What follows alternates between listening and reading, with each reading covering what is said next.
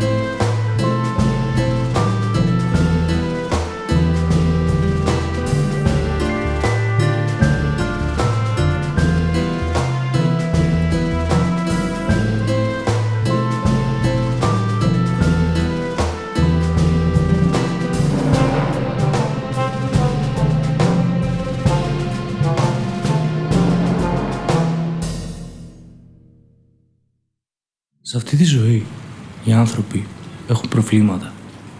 Το δικό μου πρόβλημα είναι ότι δεν έχω ανθρώπους.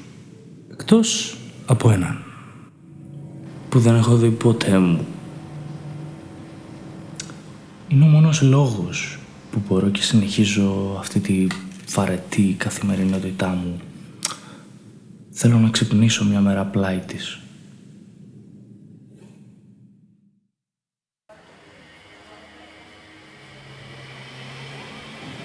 Μακάρι να μπορούσα να αφήσω το γραφείο, να κάνω κάτι από την αρχή.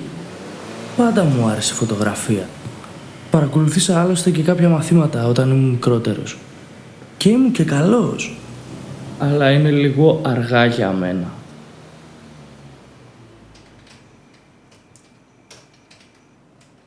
Αυτή παριστάνει το μοντέλο.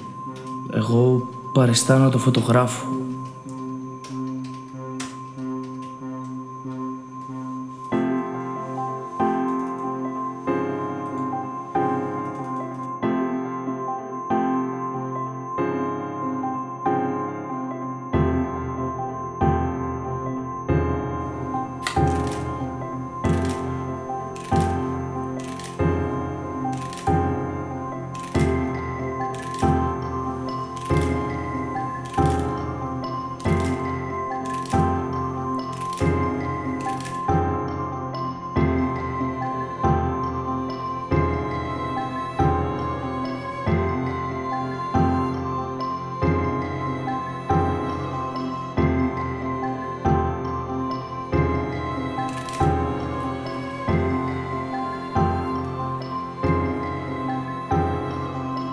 Αρχίζω να ζω ένα όνειρο.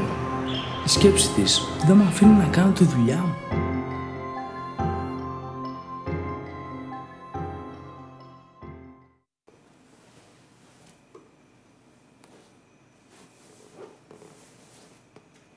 Το αφεντικό μου έχει παράπονα από την απόδοση μου το τελευταίο καιρό και δεν έχει άδικο για εδώ που τα λέμε.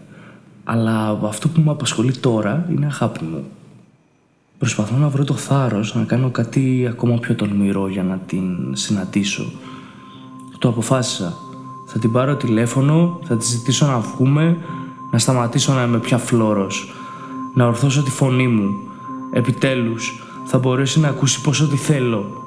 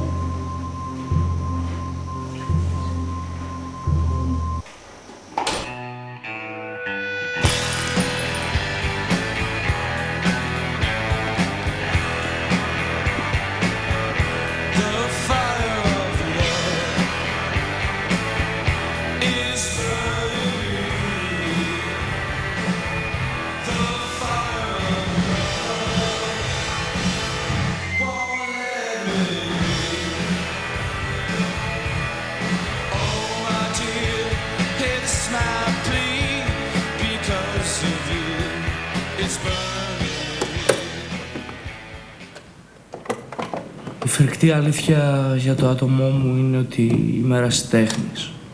Ερασιτέχνης παντού. Ποτέ δεν κατάφερα να κερδίσω κάτι. Μια μικρή νίκη, οτιδήποτε. Η φαντασίωσή μου στο να αλλάξω τελειώνει κάπου εδώ. Το μόνο που μου έμεινε τώρα είναι να μην ξαναπεινάσω.